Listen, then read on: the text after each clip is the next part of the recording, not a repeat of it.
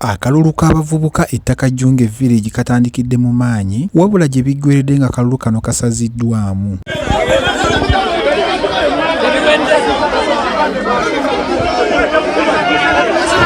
Okusinziira ku ssemateeka wa Uganda, akakiiko k'ebyokulonda kaweebwa obuvunaanyizibwa okulonda abavubuka wamu ne ssentebe waabwe nga bayita mu kawaayiro aka National Youth Act Caption 1014 okulonda ssentebe wamu n'akakiiko konna kanaabafuganako ekyalo.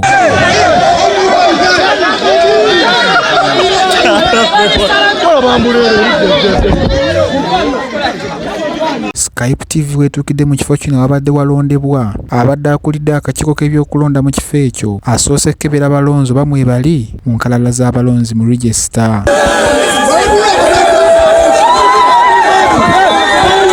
Awo oluvannyuma okulonda kugenze maaso wabula ng'akalulu kano kabadde kakusimba ku mugongo. Embiranye okusinga ebadde wakati w'ekibiina kya National Unity Platform wamu n'ekibiina kya National Resistance Movement wabula ekitujja enviiri ku mutwe ng'eyazza ovuganya ku kifo kya NRM. Bannanumpu bamugobye nga beekwasa nti emyaka gye tegimukkiriza kwesimba ku kifo ky'abavubuka. Kino kitanudde abantu ku njuyi zonna ekireesewo akatabanguko mu kalulu kano.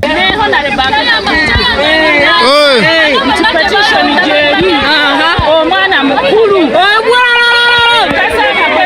tugende mukalala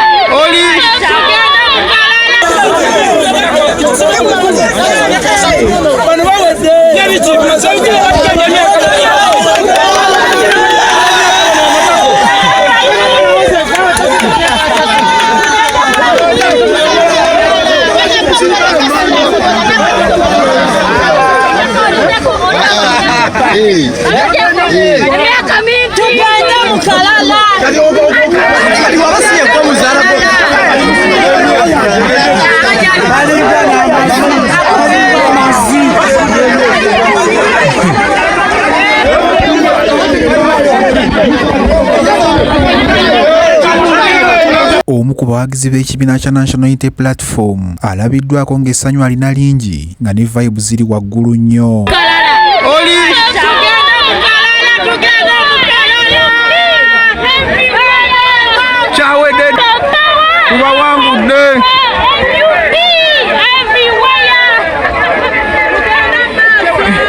Skype TV ewuubyeko ekigere n'egendako ennamubiru okulonda kw'abavubuka nako gye kubadde kutegekeddwa wabula eno kituweddeko etusanze abawagizi ba Nuupu nga balina vibe ziri waggulu nnyo wamu n'ababooda abazivuga obubi ennyo nga kiraga nti wano babadde bawanguddewo.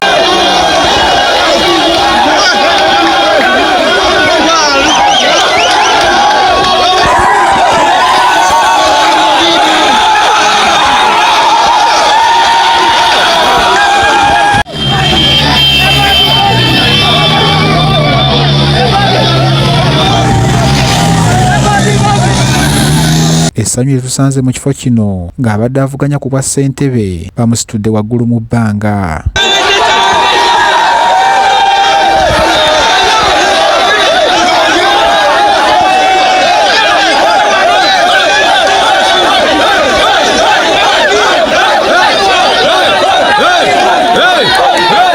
Skype TV weeviiridde mu kifo kino ng'abawagizi b'ekibiina kya National Unity Platform bakyagenda maaso n'okujaganya ku lw'obuwanguzi lwafunye mu kifo kino.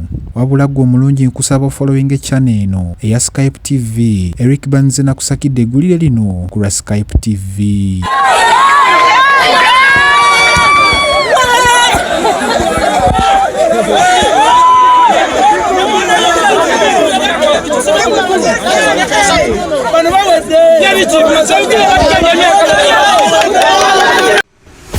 Oli mu kulaba TV ekuwa ebigenda maaso mu ggwanga.